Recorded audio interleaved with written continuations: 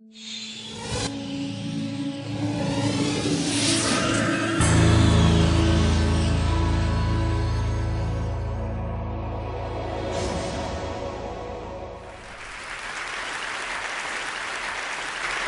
I was 9 years old, I went off to summer camp for the first time, and my mother packed me a suitcase full of books, which to me seemed like a perfectly natural thing to do, because in my family, reading was the primary group activity. And this might sound antisocial to you, but for us, it was really just a different way of being social. You had the animal warmth of your family sitting right next to you, but you were also free to go roaming around the adventure land inside your own mind. And I had this idea that camp was going to be just like this, but better. I had a vision of 10 girls sitting in a cabin, cozily reading books in their matching nightgowns. Camp was more like a keg party without any alcohol. And on the very first day, our counselor gathered us all together, and she taught us a cheer that she said we would be doing every day for the rest of the summer to instill camp spirit. And it went like this. R-O-W-D-I-E, that's the way we spell rowdy, rowdy, rowdy. Let's get rowdy. Yeah. So I couldn't figure out for the life of me why we were supposed to be so rowdy, or why we had to spell this word incorrectly.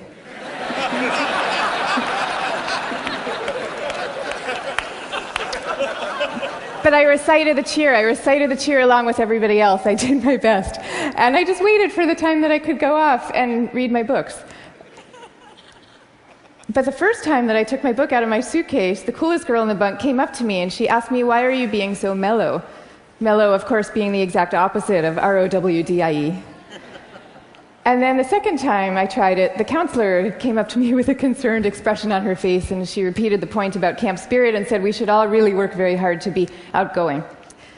And so I put my books away, back in their suitcase, and I put them under my bed, and there they stayed for the rest of the summer.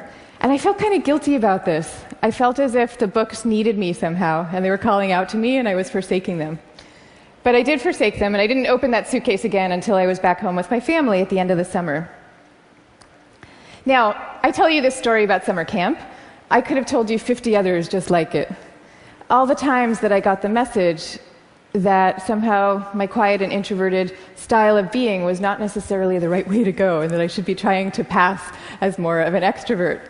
And I always sensed deep down that this was wrong, and that introverts were pretty excellent just as they were. But for years, I denied this intuition. And so I became a Wall Street lawyer, of all things, instead of the writer that I had always longed to be, partly because I needed to prove to myself that I could be bold and assertive too.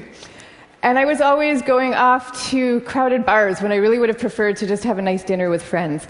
And I made these self-negating choices so reflexively that I wasn't even aware that I was making them. Now, this is what many introverts do, and it's our loss for sure, but it is also our colleagues' loss and our community's loss, and at the risk of sounding grandiose, it is the world's loss, because when it comes to creativity and to leadership, we need introverts doing what they do best. A third to a half of the population are introverts. A third to a half. So that's 1 out of every 2 or 3 people you know. So even if you're an extrovert yourself, I'm talking about your coworkers and your spouses and your children and the person sitting right next to you right now. All of them subject to this bias that is pretty deep and real in our society. We all internalize it from a very early age without even having a language for what we're doing. Now, to see the bias clearly, you need to understand what introversion is. And it's different from being shy. Shyness is about fear of social judgment. Introversion is more about how do you respond to stimulation, including social stimulation. So extroverts really crave large amounts of stimulation, whereas introverts feel at their most alive and they're most switched on and they're most capable when they're in quieter, more low-key environments. Not all the time, these things are an absolute, but a lot of the time. So the key then to maximizing our talents is for us all to put ourselves in the zone of stimulation that is right for us. But now here's where the bias comes in. Our most important institutions, our schools and our workplaces, they are designed mostly for extroverts, and for extroverts' need for lots of stimulation. And also, we are living through this belief system. We have a belief system right now that I call the new groupthink, which holds that all creativity and all productivity comes from a very oddly gregarious place. So if you picture the typical classroom nowadays, when I was going to school, we sat in rows. We sat in rows of desks like this, and we did most of our work pretty autonomously. But nowadays, your typical classroom has pods of desks of 4 or 5 or 6 or 7 kids all facing each other. And kids are working in countless group assignments, even in subjects like math and creative writing, which you would think would depend on solo flights of thought. Kids are now expected to act as committee members.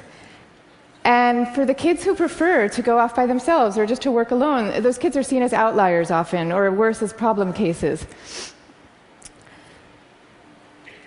And the vast majority of teachers reports believing that the ideal student is an extrovert as opposed to an introvert, even though introverts actually get better grades and are more knowledgeable, according to research. Okay, same thing is true in our workplaces. Most of us work in open-plan offices without walls, where we are subject to the constant noise and gaze of our coworkers. And when it comes to leadership, introverts are routinely passed over for leadership positions, even though introverts tend to be very careful, much less likely to take outsized risks, which is something we might all favor nowadays. And interesting research by Adam Grant at the Wharton School has found that introverted leaders often deliver better outcomes than extroverts do, because when they are managing proactive employees, they're much more likely to let those employees run with their ideas, whereas an extrovert can quite unwittingly kind of get so excited about things that they're putting their own stamp on things, and other people's ideas might not as easily then bubble up to the surface. Now, in fact, some of our transformative leaders in history have been introverts. I'll give you some examples. Eleanor Roosevelt, Rosa Parks, Gandhi, all these people describe themselves as quiet and soft-spoken and even shy. And they all took the spotlight, even though every bone in their bodies was telling them not to.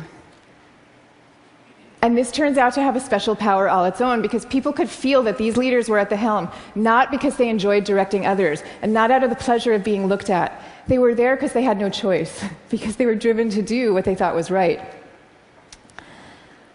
Now, I think at this point it's important for me to say that I actually love extroverts. I always like to say some of my best friends are extroverts, including my beloved husband. And we all fall at different points, of course, along the introvert-extrovert spectrum. Even Carl Jung, the psychologist who first popularized these terms, said that there's no such thing as a pure introvert or a pure extrovert. He said that such a man would be in a lunatic asylum if he existed at all. And some people fall smack in the middle of the introvert-extrovert spectrum, and we call these people ambiverts. And I often think that they have the best of all worlds.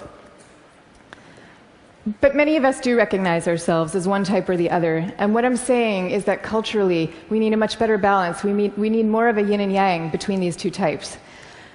This is especially important when it comes to creativity and to productivity, because when psychologists look at the lives of the most creative people, what they find are people who are very good at exchanging ideas and advancing ideas, but who also have a serious streak of introversion in them. And this is because solitude is a crucial ingredient often to creativity. So Darwin, he took long walks alone in the woods and emphatically turned down dinner party invitations.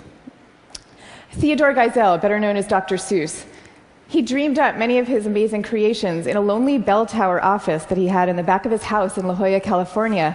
And he was actually afraid to meet the young children who read his books for fear that they were expecting him to be this kind of jolly Santa Claus-like figure and would be disappointed with his more reserved persona.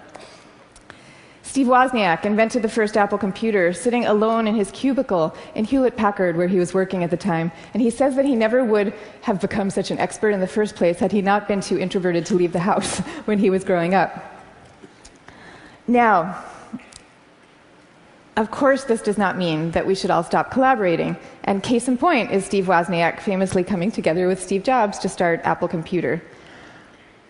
But it does mean that solitude matters, and that for some people it is the air that they breathe. And in fact, we have known for centuries about the transcendent power of solitude. It's only recently that we've strangely begun to forget it.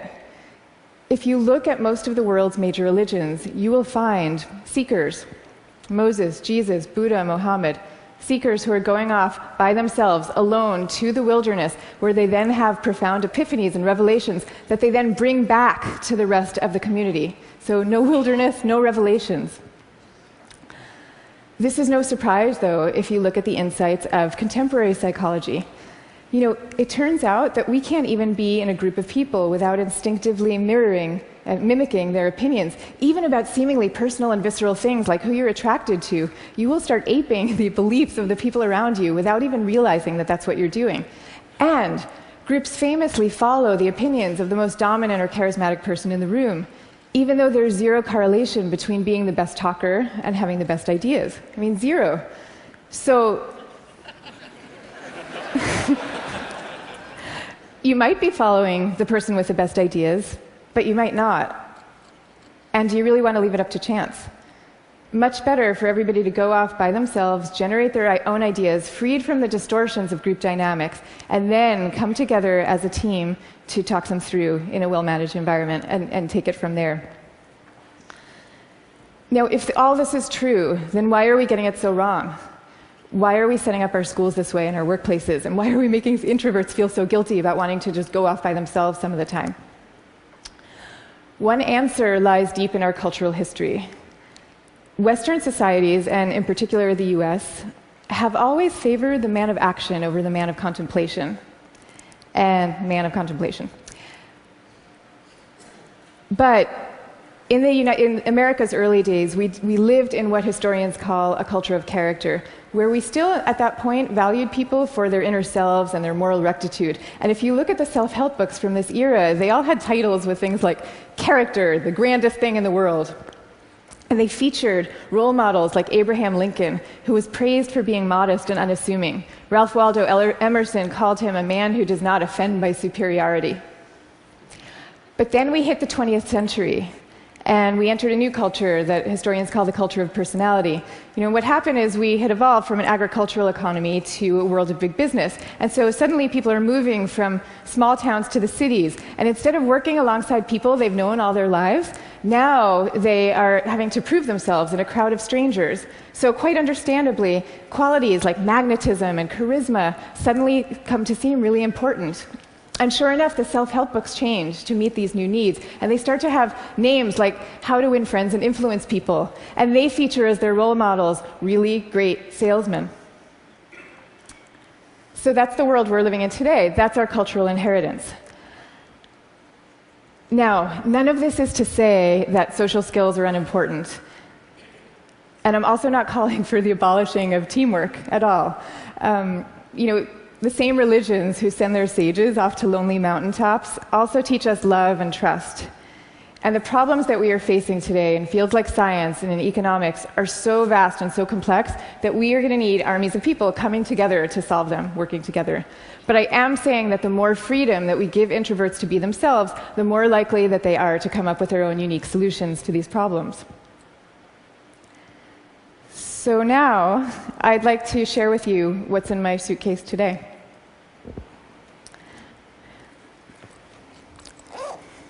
Guess what? Books. I have a suitcase full of books. Here's Margaret Atwood, Cat's Eye. Here's a novel by Milan Kundera. And here's The Guide of the Perplexed by Maimonides. But these are not exactly my books. I brought these books with me because they were written by my grandfather's favorite authors. My grandfather was a rabbi, and he was a widower who lived alone in a small apartment in Brooklyn that was my favorite place in the world when I was growing up, partly because it was filled with his very gentle, very courtly presence, and partly because it was filled with books. I mean, literally, every table, every chair in this apartment had yielded its original function to now serve as a surface for swaying stacks of books.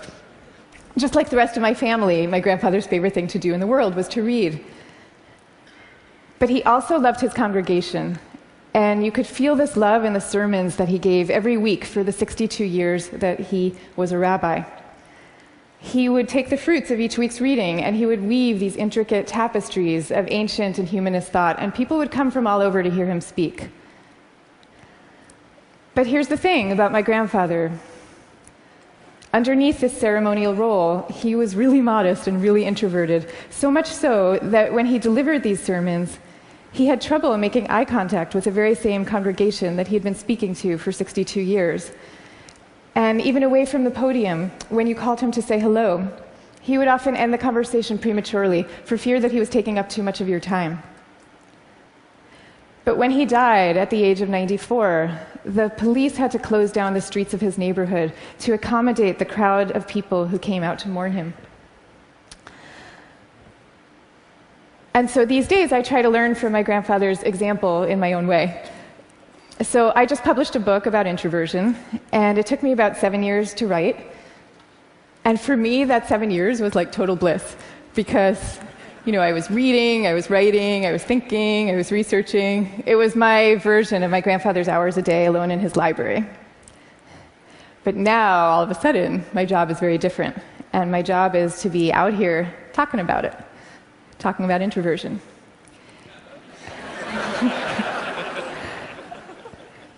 And that's a lot harder for me, because as honored as I am to be here with all of you right now, this is not my natural milieu. So I prepared for moments like these as best I could. I spent the last year practicing public speaking every chance I could get, and I called this my year of speaking dangerously. And that actually helped a lot. But I'll tell you, what helps even more is my sense, my belief, my hope, that when it comes to our attitudes, to introversion and to quiet and to solitude, we truly are poised on the brink of dramatic change. I mean, we are. And so I am going to leave you now with 3 calls for action for those who share this vision. Number 1, stop the madness for constant group work. Just stop it. Thank you.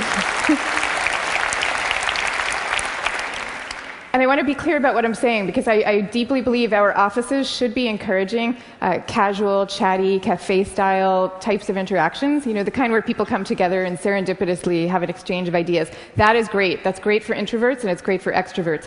But we need much more privacy, much more freedom, much more autonomy at work. School, same thing. We need to be teaching kids to work together, for sure. But we also need to be teaching them how to work on their own. This is especially important for extroverted children, too. They need to work on their own because that is where deep thought comes from, in part. Okay, number 2, go to the wilderness. Be like Buddha. Have your own revelations.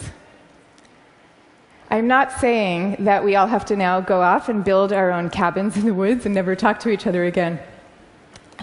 But I am saying that we could all stand to unplug and get inside our own heads a little more often. Number 3, take a good look at what's inside your own suitcase and why you put it there.